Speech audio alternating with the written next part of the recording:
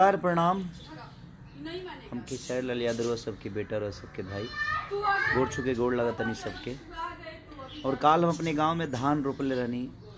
एगो किसान के मतलब का होला। आज हर यंग जनरेशन अपने खेती से दूर बा, अपने घर परिवार से दूर जाके दूसरा के बेरोजगारी करत हवे, अपना घर परिवार के छोड़ के, अपना खेती के छोड़ के, जबकि हमनी के वो मिट्टी के आदमी है जा और वो मिट्टी में रहे के चाहिए। हमनी के काल उहे संदेश रहे हमार, ताकि हर चाहे वह कितनो बड़ा हो जाए लेकिन अपना मिट्टी से जुड़ा रही, अपनी माँ बाप से जुड़ा रही। और हमनी के मिट्टी हमनी खाती माँ बाप ही है। और हम एक खाती लाई बनी है कि गांव से हमके फ़ोन आई कि बहुत ज़्यादा लोग आवता घर पर भेंट करे खातिर। तो हम रोज सबके बता देल चाहतनी कि हम मुंबई आ चुकल बनी, हम घरे नहीं खी। और वो लोग के विश्वास ना हो तो देख ली मुंबई के, देखी महाराष्ट्र नंबर हमार गाड़ी दोनों देख ली, महाराष्ट्र नंबर गाड़ी हमार, ओकरा बाद हई गाड़ी महाराष्ट्र नंबर।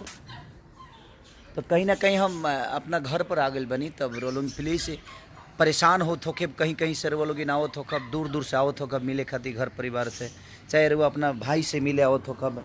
तो बस ये बतावे खातिर ताकि वो सभी परेशान मत होई। फिर हम आए, ऐसा नहीं जे हम ना भाई, कुछ अर्जेंट काम रहा हमके इससे आवे के पड़ल हवे, नहीं तो हम रहती अभी। और तत्काल में हमरा बहुत ज़रूरी रहा, सबकी गुड़ छू के गोड़ लगत नहीं। और काल जो हमारा मैसेज रहे खेती करे के, वो बस यही खातिर कि वो लोग अपना मिट्टी से जुड़ल रही, जहाँ भी रही, खेती होखे, पर्व त्यौहार होखे, अपने माँ बाप के आशीर्वाद ली। और हम कल बड़ा बढ़िया से धान भी रोपनी। अपन काम करे में कौनो शर्म नहीं है इंसान के, तो कोशिश करे के चाहिए कि जय जवान जय किसान और विज्ञान, ये तीनों चीज़ हमनी के जीवन के सूत्रधार बा जिए के। तो अपने माँ से जुड़ा रही, और हमनी के माँ हमनी के धरती है, हमनी के खेती है, ओकरा से हमेशा जुड़ा रहे के चाहिए। रवा चाहे कितनो बड़ा अफसर बन जाई, कितनो बड़ा स्टार बन जाई, लेकिन वही मिट्टी के अनाज खा के रवा इतना बड़ भइल बनी, तो मिट्टी के हर वो खुशबू के रवा लेवे के चाहिए। वो बिया उखाड़ल, चाहे धान रोपल, चाहे गेहूँ काटल, चाहे दवावल, खेती में उससे ऊर्जा मिलेला। और किसान बनल बहुत सौभाग्य की बात होला।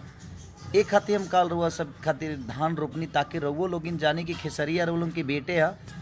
और हमारा अंदर स्टार्डम नाम के कोनो चीज़ आज ना बा ना काल्हू रही, ये ऐसा कुछ ना होई। हम कोशिश करी ले कि हम हमेशा मिट्टी से अपना परिवार, अपना घर, अपने गांव से जुड़ा रही, अपने गांव खातिर कुछ करी, अपना धरती खातिर कुछ करी, कोशिश करी ले।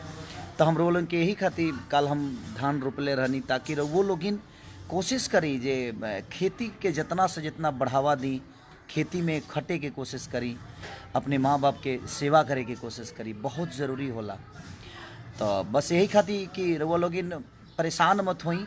हम मुंबई आ चुकल बनी, दिखा दी, हम अपन घर वो दिखा दी, ताकि लोगन के विश्वास हो जाओ। बहुत सारा लोग ये हमारे मुंबई के घर वो लोग देख ही हो खब। तो हम मुंबई आ चुकल बनी, ये देख ली, विश्वास ना होके, ताकि विश्वास हो जाओ। रोलों के दिमाग में बजे ना खेसारी घर में मम्मी हमारे फ़ोन के लिए कि बाबू बहुत सारा लोग आवत तरह से मिले खातिर, और रोलों के प्यारे बनी हम, और रोलों के आशीर्वादे देवे खातिर खेसरिया के घरे जाता नहीं। बट रोलों की दूर से आवत हो कब हम नहीं मिलत। अभी रोलों की थोड़ा सा दूरी बना के ही रही।